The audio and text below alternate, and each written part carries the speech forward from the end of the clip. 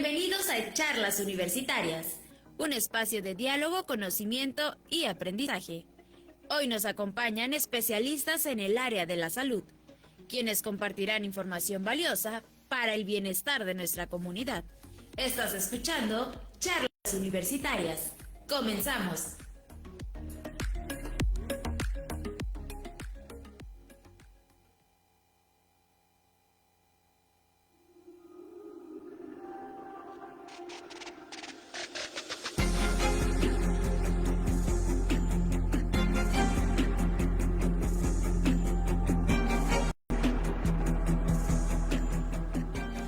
Hola, muy buenas tardes y bienvenidos a un programa más de Charlas Universitarias, el programa donde los universitarios resuelven sus dudas. Un espacio creado para hablar claro y con información que le va a servir a toda nuestra comunidad universitaria.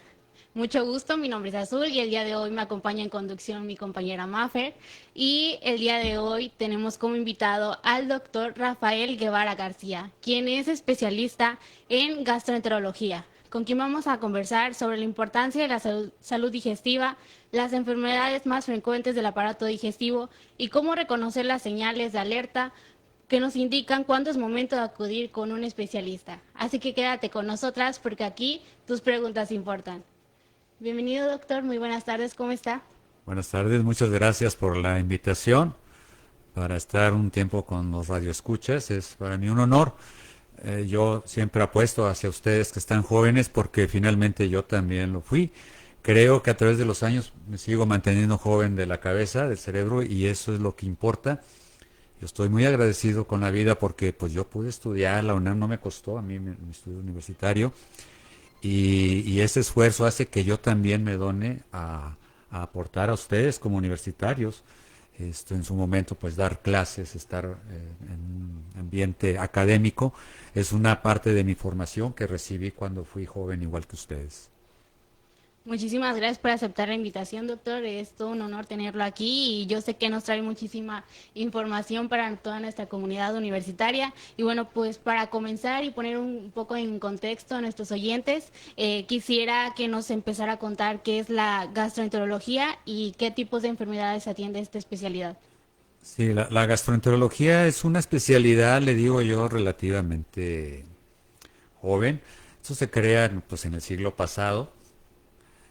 Como tal se van formando en el Centro Médico Nacional, en el Hospital General de México, con la ley de los 50, 60, y por eso digo yo que es relativamente joven. La gastroenterología es una especialidad la cual estudia o se encarga del estudio de las enfermedades del aparato digestivo, el hígado y páncreas. Principalmente esa sería una manera muy simplificada lo que es la gastroenterología. Y bueno, doctor, se sabe que el sistema digestivo es el segundo cerebro del cuerpo humano. ¿Por qué es tan importante cuidar la salud del sistema digestivo? Es muy, muy importante. Es una pregunta que es compleja porque tiene que ver con esto. Miren, les voy a poner en contexto, uno como médico, conforme va actualizando uno los conceptos. Están a lo mejor muy jóvenes ustedes. Nos basamos en los criterios de Roma, son los criterios para los trastornos digestivos. Entonces había Roma I, que se hizo en Roma un consenso de cómo llamarlas a las enfermedades digestivas, que a la gastritis, que a la colitis, que a esto y que el otro.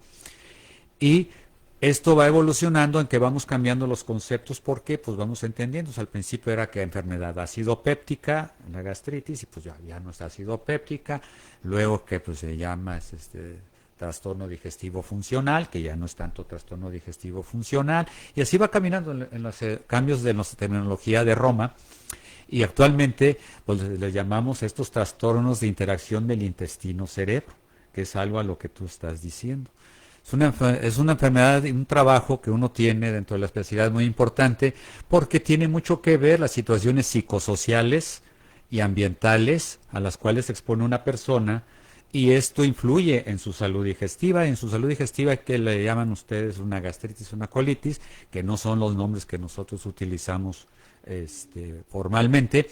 Y por otro lado, las otras enfermedades emergentes que van saliendo, que es el hígado graso, en relación a los malos hábitos de alimentación de las personas, que es la obesidad. La obesidad que lleva al hígado graso, y el hígado graso puede llevar a la cirrosis o mayor riesgo cardiovascular. Muy específicamente que te lleve a los pacientes a la muerte temprana por un infarto o por una enfermedad vascular cerebral, le llaman las personas embolia cerebral, y por otro lado, a la predisposición a padecer determinados tipos de cáncer en el hombre y en la mujer. Entonces sí que para uno es importante. No quiero que queden ustedes con la idea de que el aparato digestivo es lo todo, pero para uno sí es importante y que todo funciona como un todo, ¿eh? O sea, no es nada más el aparato digestivo, pero pues yo me dedico a esto y me encanta. Sí. Bueno, doctor, y de todas estas enfermedades que nos comenta, ¿cuáles son las que usted atiende más frecuentemente? Sí, yo atiendo las enfermedades que por estadística atendemos por los gastroenterólogos en la mayor parte de esto. Atendemos lo que son los trastornos digestivos funcionales de interacción cerebro-intestino, como les decía, que son los trastornos gastroduodenales, en donde está comprendido la dispepsia, que la gente le llama gastritis, llamarlo así, y en otro que es el síndrome de intestino irritable, que la gente le llama colitis, y que pues eso son dentro de nuestra práctica lo que vemos mucho. Vemos unas nuevas enfermedades emergentes, que es el hígado graso, que atendemos en la actualidad, y en lo que nos ocupa en el otro aspecto de las enfermedades neoplásicas cancerosas es el diagnóstico oportuno de estas enfermedades para mejorar la sobrevida de los pacientes. Entonces sí que tenemos cierto trabajo que hacer relativamente en nuestra actividad. Para eso, pues requerimos estarnos actualizando, ¿verdad? Es muy común que en nuestra sociedad se normalicen mucho las molestias digestivas, el típico, ay, tómate un omeprazol o así como para pasar esas molestias. Pero ¿cuáles son aquellas que no debemos de ignorar o a las que debemos como que prestar mayor atención? Mira, lo ideal es muy buena pregunta. Lo ideal en las personas es el atenderse. No tiene que ser con el especialista, tiene que ser con el médico familiar, con su médico de cabecera de confianza. Eso es muy importante para determinar qué te está sucediendo. En un segundo momento, cuando no sana, pues bueno, muchas veces los canalizan al especialista. Sin embargo, nosotros manejamos en la cuestión de esto, decir el tomar el omeprazol, pues se vende, o sea, no necesita receta, pues muchas veces estamos a ver, saber por qué lo estás tomando, ¿verdad? O sea, para mí, pues sí, qué fácil, ya lo resolvimos con omeprazol, ya está hecho, asunto arreglado, me siento mal, vuelvo a tomar medicamento y pues asunto arreglado. Nos manejamos en términos generales con datos de alarma en los pacientes. Normalmente los datos de alarma le llamamos cuando la persona tiene síntomas persistentes, tiene sangrado, que vomita sangre, o tiene evacuaciones negras, o tiene sangrado microscópico en los exámenes de las heces fecales, tiene lo que les decía, la pérdida de peso o el dolor abdominal persistente. Son síntomas de alarma que nos alertan a que debemos de estudiar a estos pacientes, ¿verdad? Bueno, doctor, uno de los diagnósticos más comunes es la enfermedad que le llamamos comúnmente la gastritis. Coméntenos qué es y cuáles son las principales causas de esta enfermedad. Sí, es muy bueno ser en la pregunta que haces muy concreto, que nosotros le llamamos en este trastorno digestivo funcional tipo dispepsia. Te voy a dar el contexto. Anteriormente decíamos, tiene gastritis, se le inflamó el estómago. Y no es cierto, o sea, muchas veces el estómago se mueve mal. ¿Ok? Se mueve mal y eso es la causa de los síntomas. No es que el estómago esté inflamado. Muchas veces sí se inflama cuando comiste algo que te irritó mucho, sí se inflama cuando tomaste un antibiótico que te dañó el estómago, pero habitualmente lo vas a curar con tratamiento. El problema es la persona, por ejemplo, en ustedes que van a presentar un examen y que les duele la parte alta del abdomen, o que comen, sienten que se llenan rápido, que es la plenitud postprandial, o que comen y se llenan con poquito, que es la saciedad temprana, o que comen y les duele la parte alta del abdomen, o que comen y se les controla un poco la molestia del abdomen, o la otra, que se levantan con asco en la mañana, o después de comer les da asco.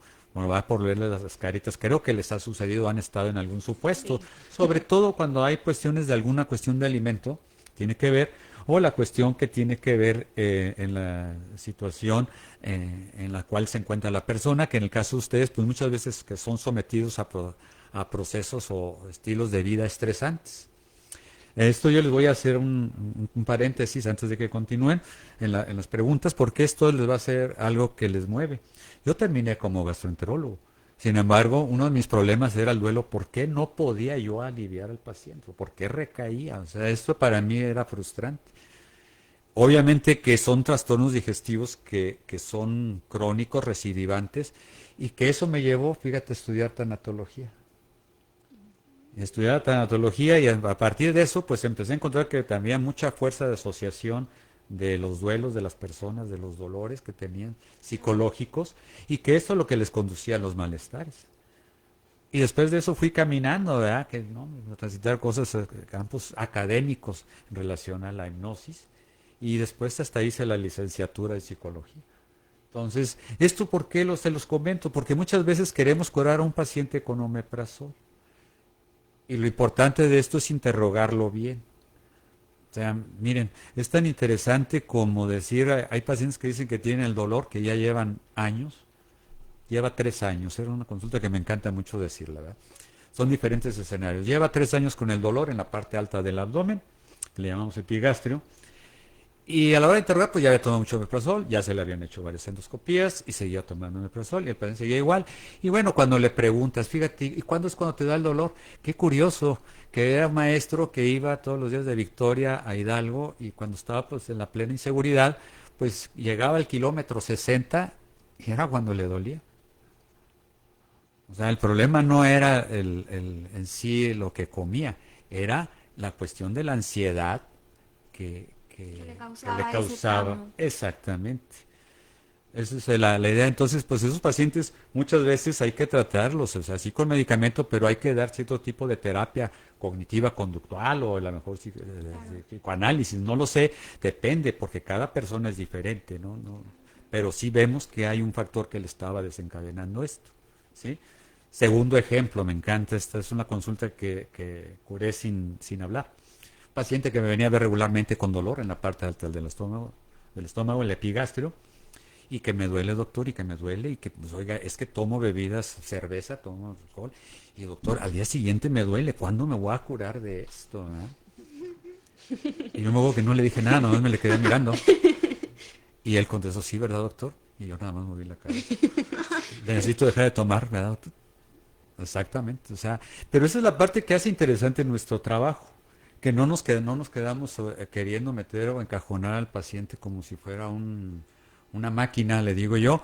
Tenemos que tomar en cuenta todos los factores y así como hay eso, también hay en los alimentos y eso es la parte que hace muy interesante nuestro trabajo, ¿verdad? No nada más el hacer por hacer o querer que una endoscopía te resuelva el problema o querer que un examen de laboratorio te resuelva el problema o echarle la culpa a una bacteria que se llama Helicobacter pylori, a lo mejor la tienen por ahí como una pregunta, pero bueno, finalmente así va.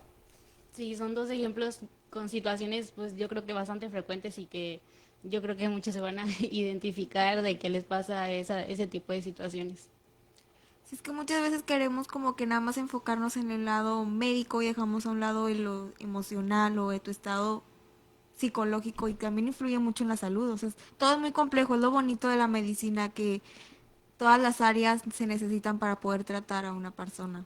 Sí, esto yo le llamo asunto de vocación, te tiene que gustar. Y esa le cabe la pregunta, porque por ahí hay estudios, ¿no? De que decían que muchas veces, o como dice en la canción, uno no es lo que quiere, sino lo que puede ser. Tú quisiste estudiar una cosa, lo estudiaste, pero no es lo que te gusta. Tú estudiaste una cosa, pero no estás trabajando en lo que te gusta. Entonces, qué importante es que tengas la vocación y la facilidad, así como ustedes como comunicólogas, o sea, que les fluye, que están en lo que les gusta. Y eso es maravilloso, y eso son, ustedes como personas son afortunadas, son las personas jóvenes afortunadas. Yo conozco muchos médicos que no es su vocación, que batallan bastante, pero finalmente pues no les queda de otra. Bueno, finalmente hay que trabajar y hay que pues ganarse el pan nuestro de cada día, ¿verdad? Así es. Y bueno, retomando el tema de esta primera mitad, doctor, hace rato nos comentaba sobre la gastritis. ¿Me podría mencionar ¿Cuál es la diferencia entre gastritis, úlceras gástricas y reflujo gastroesofágico? Sí, son cosas diferentes, son cuestiones de sintomatología, ¿verdad? Lo último que dijiste que es el reflujo gastroesofágico es la sensación que tiene la persona de que siente que algo en su pecho siente que se le regresa de la parte alta del abdomen hacia arriba. Como que quema. A veces eso le llamamos pirosis, a veces nada más sienten como calientito, ese es el reflujo como tal. Cuando Ok. sienten como que quema, nosotros le llamamos pirosis. E incluso esa sensación de que quema puede llegar a sentir en la garganta a la persona el malestar en la garganta, que le arde, que le duele o que le pica la garganta, que es la faringe. Ujú. Y en el caso de la gastritis, pues bueno, son los síntomas que ya te he dicho, ¿verdad? Y en el caso de la úlcera, son muy similares a lo que le llamamos la dispepsia, ¿verdad? Que cuando la investigamos en endoscopía nos damos cuenta que hay una úlcera. Te voy a poner en un contexto histórico, estabas muy joven, pero anteriormente, antes del omeprazol, había otros medicamentos que se llaman la cimetidina, a lo mejor otras personas que están escuchando se acordarán de un medicamento que se llama Tagamet. Y antes de esto, pues estaba la buena de Dios. Entonces, pues era que le daban paciente tratamiento, pero pues la úlcera recaía. Entonces era muy frecuente que los pacientes tuvieran no la gastritis, sino tuvieran úlcera. Y tuvieran esa úlcera y esa úlcera sangrara y esa úlcera se perforara. Entonces tenía que operarse mucho a los pacientes en el siglo pasado, en las décadas de los 60, 70 y 80, los pacientes con úlceras se operaban mucho porque recaían, digamos, recidivaban. Y a partir de los principios de los 80 que empezó el omeprazol, empezaron a desaparecer las úlceras, ¿verdad? Ya no era tan común. Sí sigue habiendo, pero ya no era lo escandalosamente común. Y fuimos también aprendiendo en relación a los tratamientos, ¿verdad? Que se hacían malamente. Por ejemplo, que decían, bueno, es que neutraliza la gastritis con leche, o sea, toma mucho queso, le dan la dieta, bueno, ya no lo usamos, o sea, eso ya no. La razón de esto es que sí es cierto que es como un neutralizante, como dice la expresión. Ah, sí, sí, así es que se escuchaba. Pues estos son de alto contenido de calcio y lo que hacía después de que tomabas leche o crema, esto para contrarrestar la acidez, como le llamaban, pues se aumentaba el calcio y el calcio hacía que se produjera más ácido clorhídrico en el estómago y era peor. Pero no lo sabíamos. Por eso hemos ido evolucionando en cambiando las cosas, ¿verdad?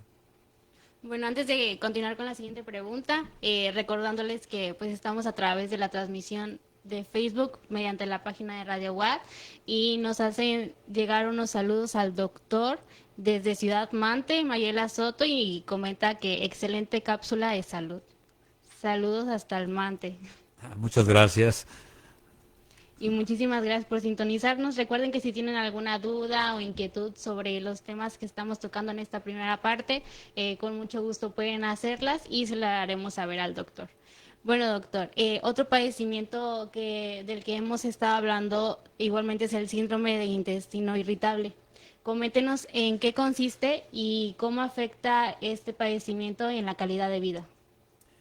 Sí, es un padecimiento también que es muy común, un trastorno por excelencia, el trastorno de interacción intestino-cerebro.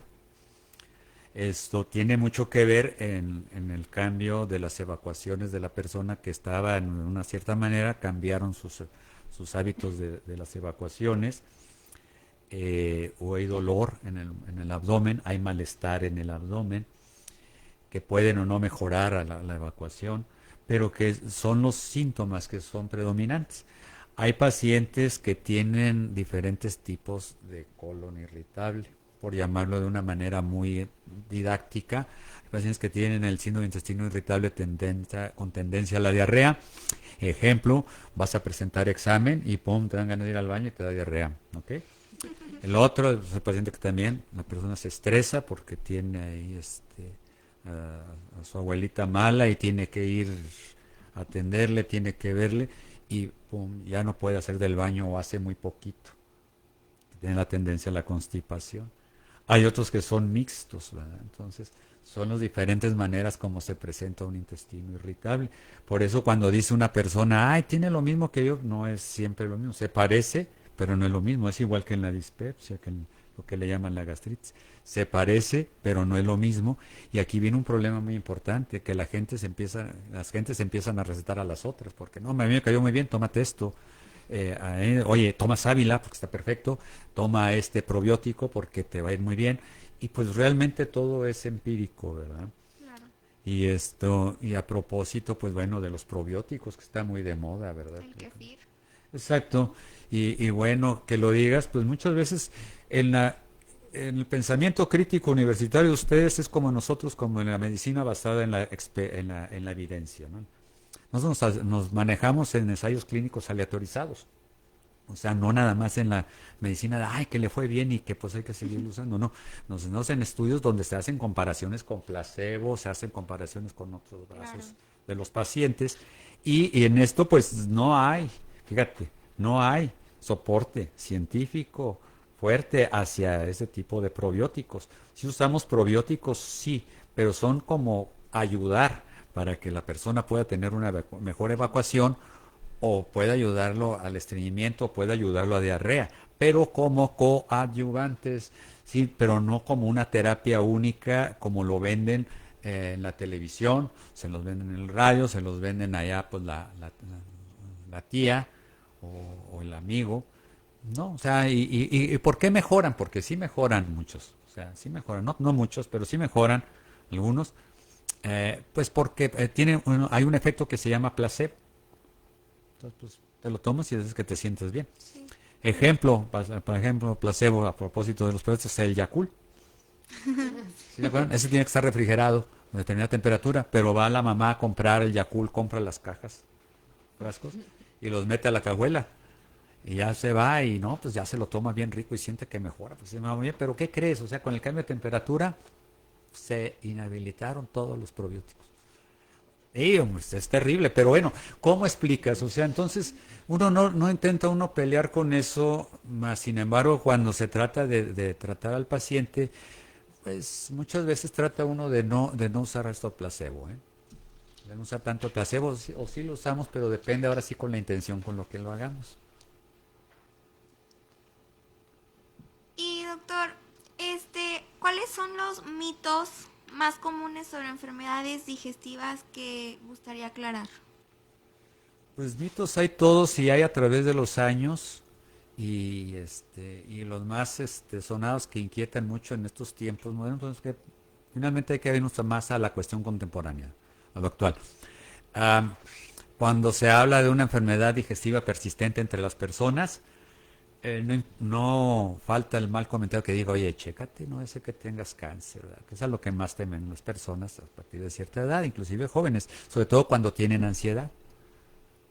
Eso es bien notorio, que es lo que yo creo que más daño hace en la actualidad, cuando las personas, entre comillas, bien intencionadas, les dicen a otras que se chequen, no vaya a ser que tengan un cáncer.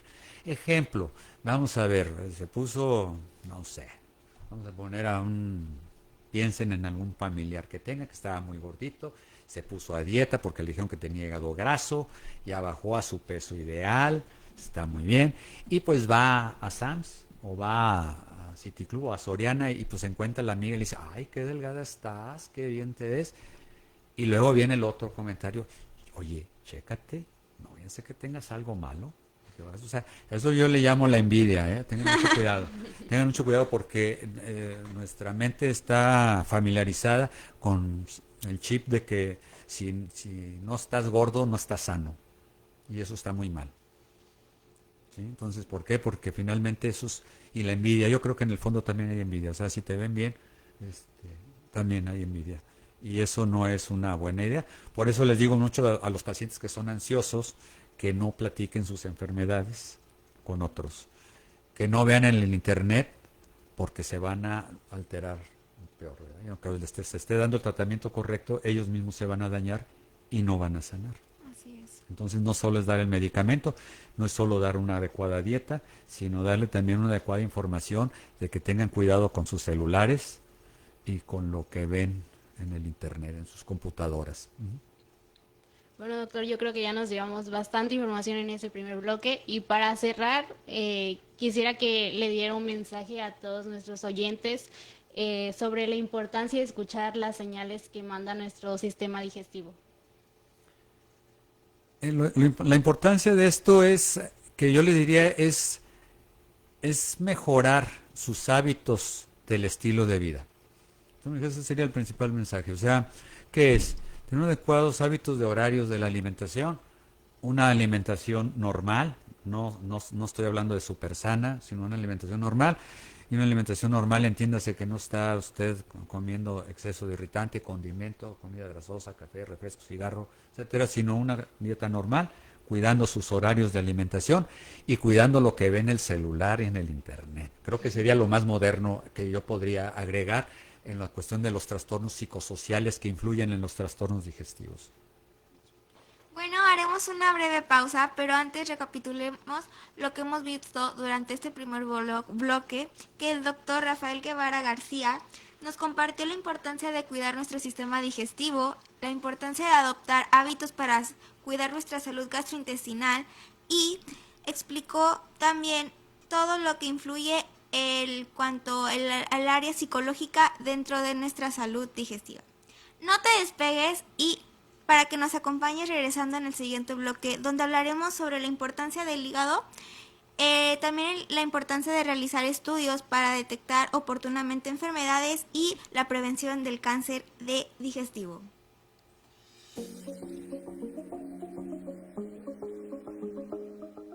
Estás escuchando Charlas Universitarias, el espacio donde especialistas en salud comparten conocimiento con nuestra comunidad.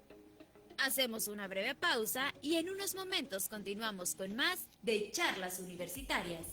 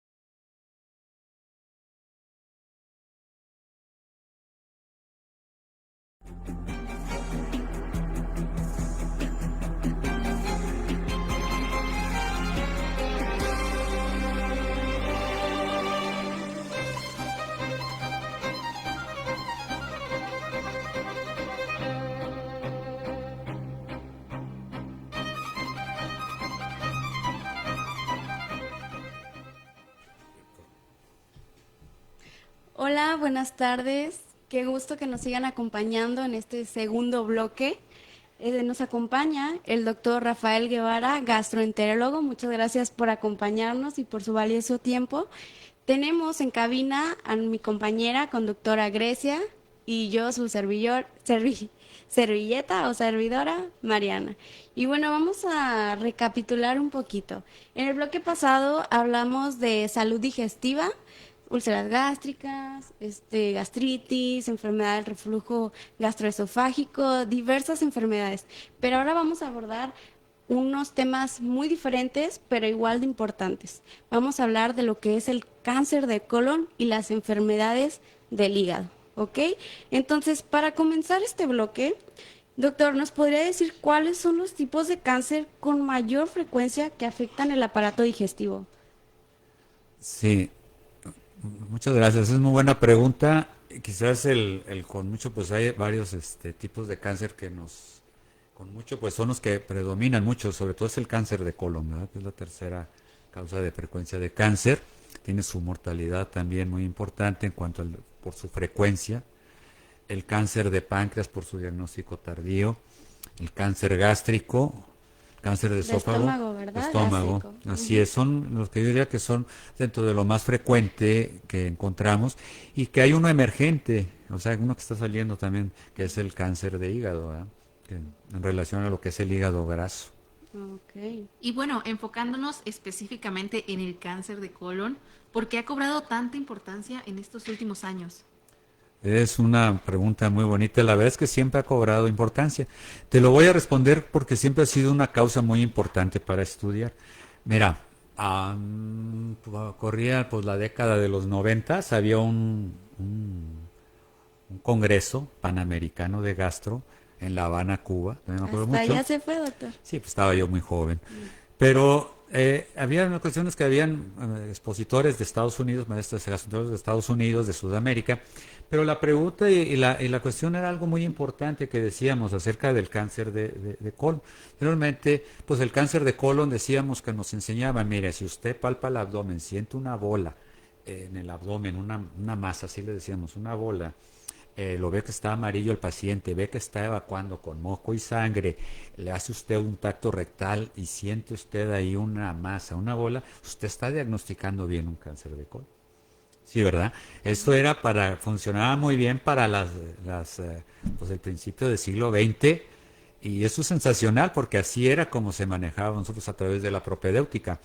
Pero en aquel tiempo empezaba la cuestión de decir, y decía un médico, estadounidense, y lo decía en inglés y era muy bonito como le decía, ¿de qué sirve diagnosticar un cáncer del tamaño de una manzana o mordida de manzana, porque así se veían en las radiografías?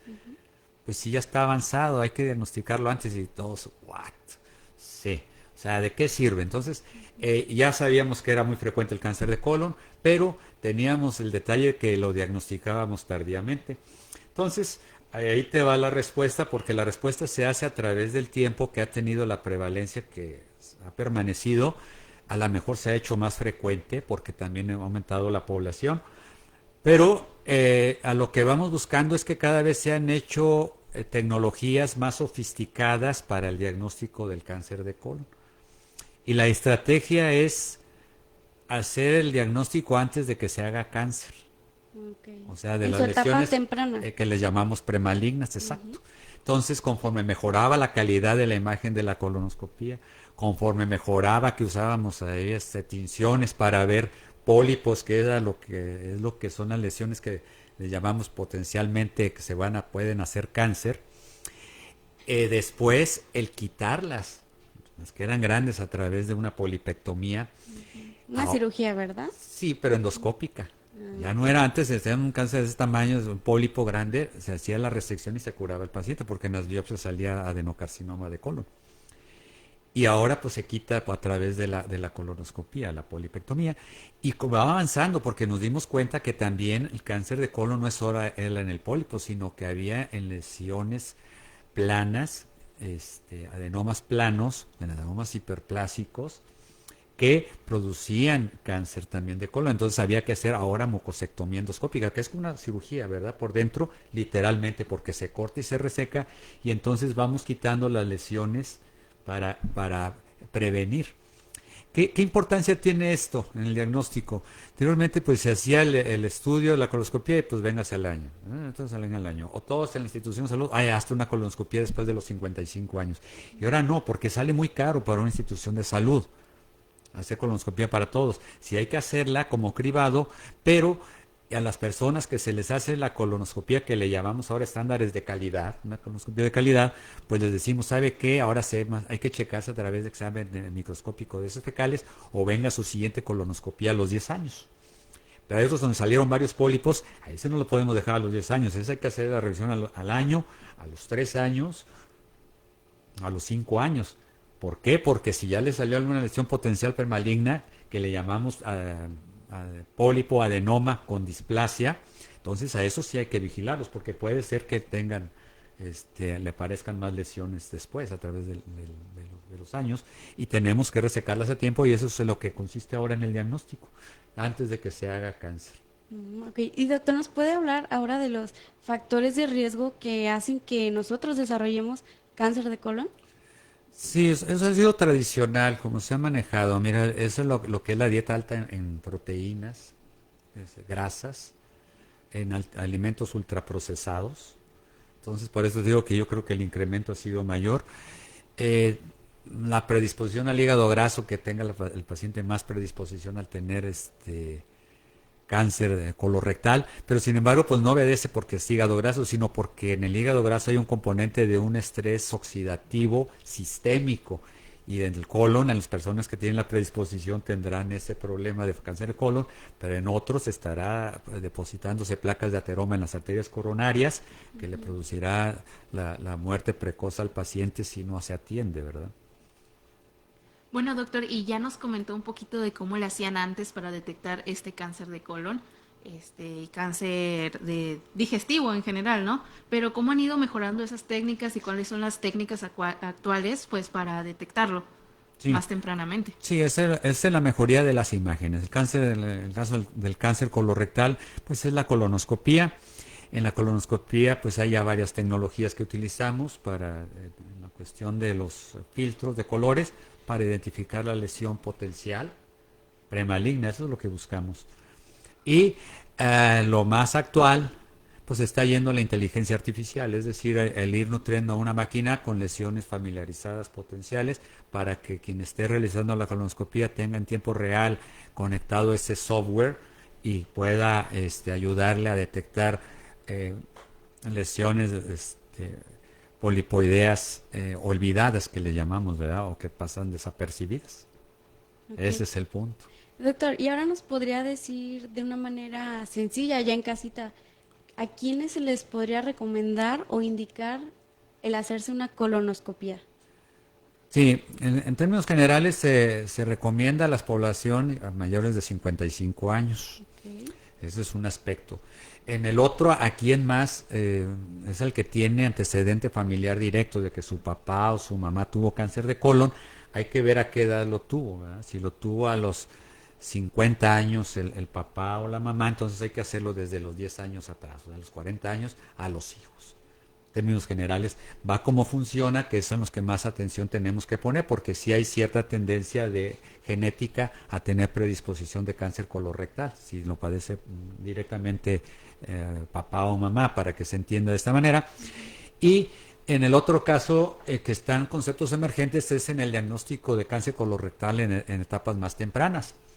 Es pacientes que de repente tienen síntomas de alarma o que tienen los datos que se llama colitis, pero que es persistente, entonces tendremos que estudiarlo, hay que hacerle colonoscopía, no hay que confiarnos, sobre todo recuerden lo que les dije antes, los hábitos de la dieta se han modificado y potencialmente tienden a ser predisponentes potencialmente a que la persona desarrolle cáncer colorectal. Doctor, y había comentado que había datos de alarma. ¿Cuáles serían esos focos rojos para decir, yo estoy sospechando de un posible cáncer de colon?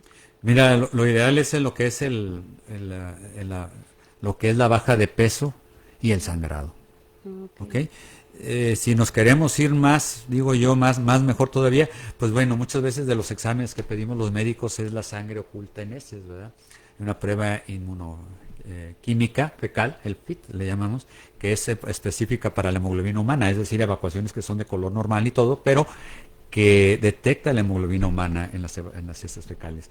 A esos hay que tenerlos muy en una revisión más en corto, porque esos vayan a requerir la colonoscopía. Sería para mí el objetivo más importante. El que ya perdió peso, el que tiene una masa, pues no, pues digo, pues sí, hay que hacer el diagnóstico, pero no es lo ideal. Lo ideal es irnos a la prevención, ¿verdad? Ok, Mirar gracias. hacia la prevención.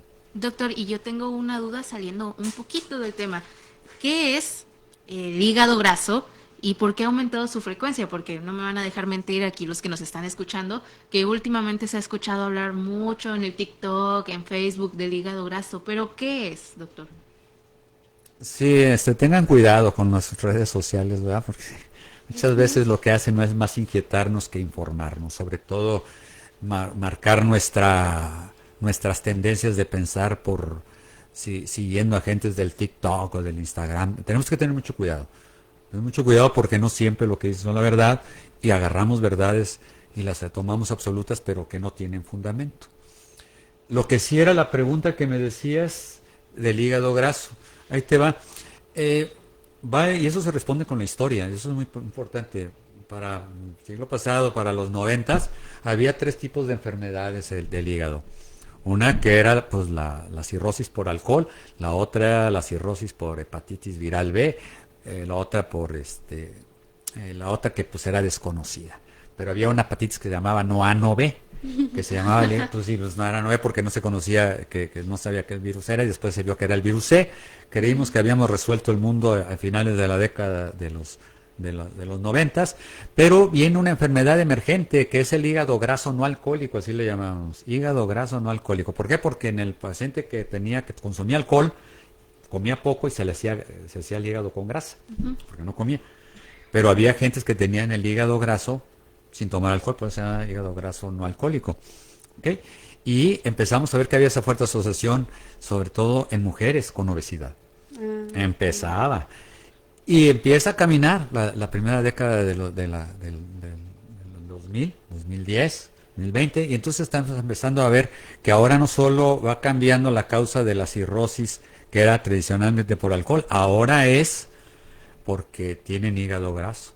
Y ahora lo tenemos ya más clasificado, tiene un nombre más sofisticado que es el MASLD, que es el hígado graso asociado a trastorno metabólico, y vaya que ahora sí está más estudiado, vaya que ahora sí sabemos, pero esto es consecuencia pues de los malos hábitos. Ustedes están jóvenes, pero bueno, nosotros antes jugábamos en la calle, ¿verdad? Jugábamos en la calle fútbol y jugábamos lo que sea, salíamos corriendo, disparados, o andábamos en la bicicleta, era lo que hacíamos, no había tanta tele, y los niños actual, pero ya de décadas, que estamos hablando de los 90, 2000, caminamos con el Atari, yo no sé si se acuerdan, pero hay tantas cosas, tantas historias, pero total que las mamás conforman al niño para que se aplaque con una tablet, con su celular, entonces no hacen ejercicio, pero sí comen frituras, con la que lo tienen más a la mano, y comen alimentos que no son saludables, alimentos ultraprocesados, y esto los lleva al sobrepeso, la obesidad. Nos lleva a ser que Tamaulipas no hace mucho éramos el segundo lugar en diabetes y en obesidad, ¿verdad? Inclusive obesidad adulta y obesidad infantil. Y eso es una cuestión que se transmitió al Valle de Texas, allá también en las otras ciudades que tenemos cercanas, a McAllen, a Brownsville, donde el hígado graso también está galopante y tiene mucho que ver con la obesidad.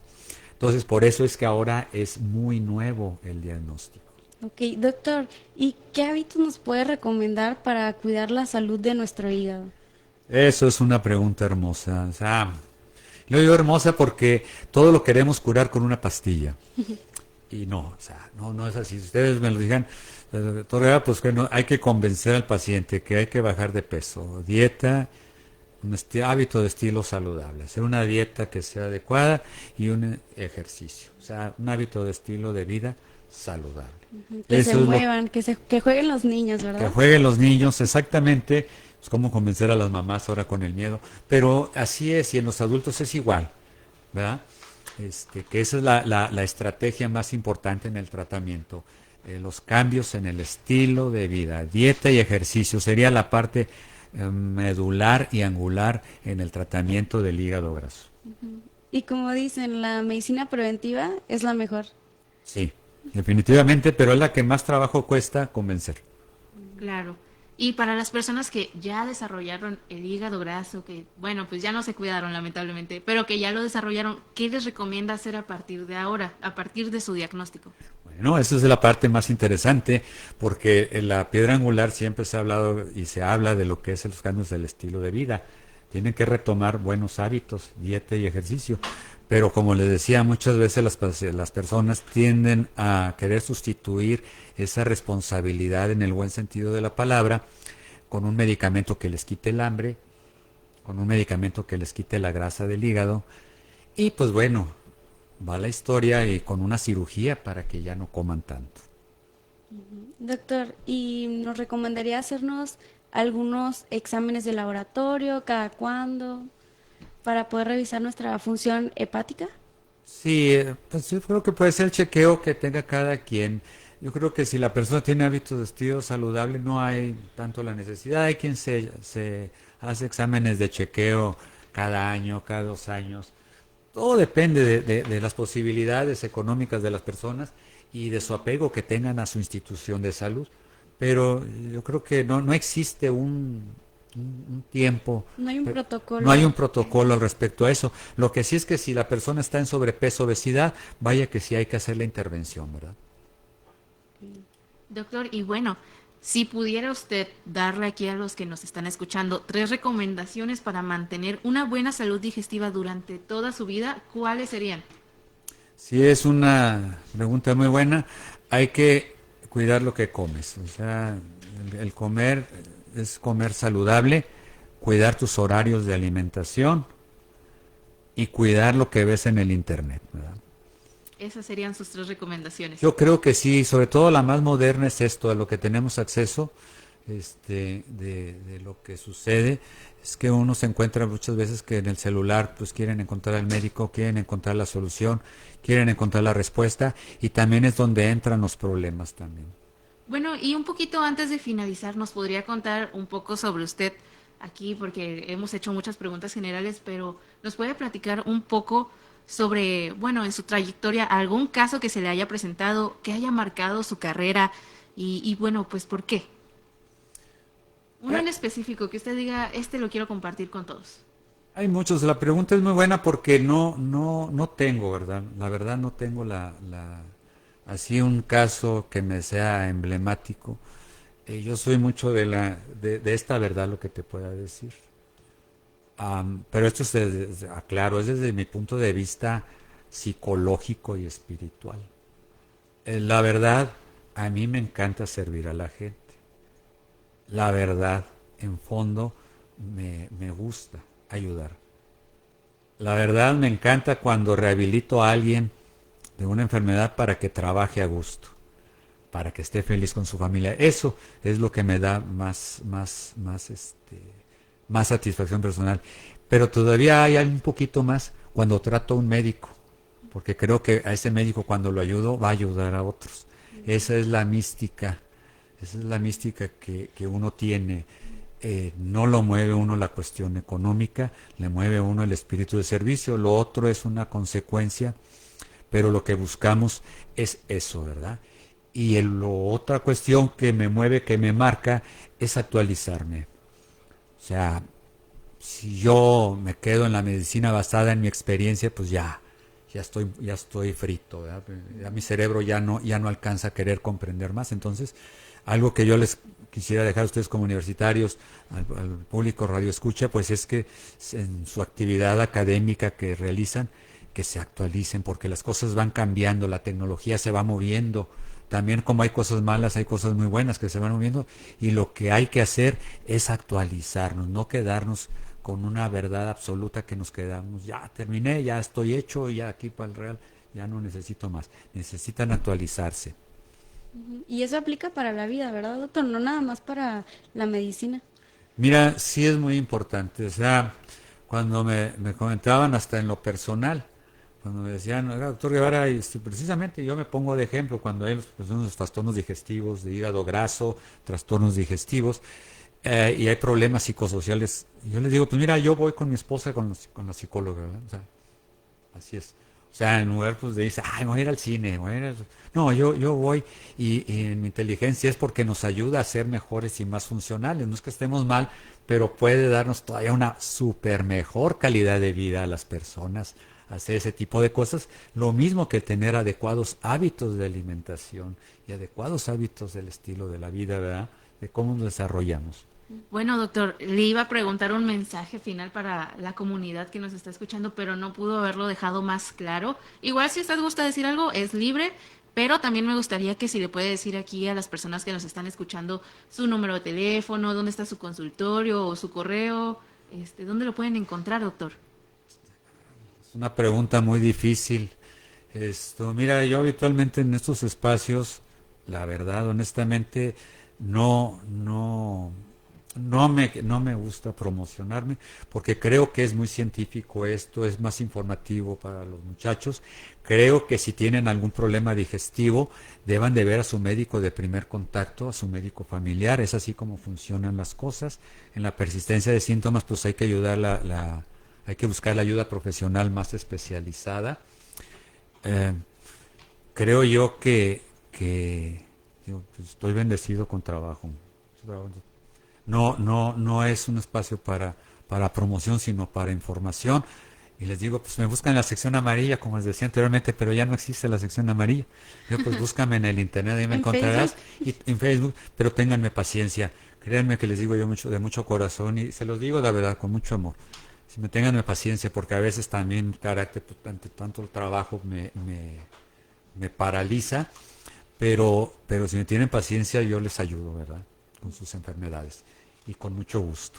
Bueno, como quiera, aquí en un momento vamos a repetir su nombre completo por si gustan buscarlo.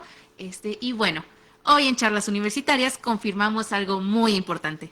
Muchas enfermedades digestivas comienzan con síntomas que solemos minimizar o atribuir al estrés, la alimentación o el ritmo de vida.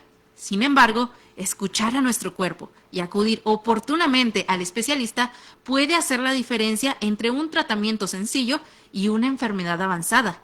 Agradecemos al doctor Rafael Guevara García por compartir sus conocimientos y ayudarnos a comprender que la prevención, una alimentación saludable y los chequeos médicos periódicos son fundamentales para cuidar nuestro sistema digestivo. Gracias también a quienes nos acompañaron en esta emisión. Recuerda que en Charlas Universitarias es el programa donde los universitarios resuelven sus dudas, porque tus inquietudes, tus preguntas y tu voz también cuentan. Nos despedimos con la siguiente frase: que el alimento sea tu medicina y la medicina sea tu alimento. Del autor Hipócrates. Hasta la próxima charla.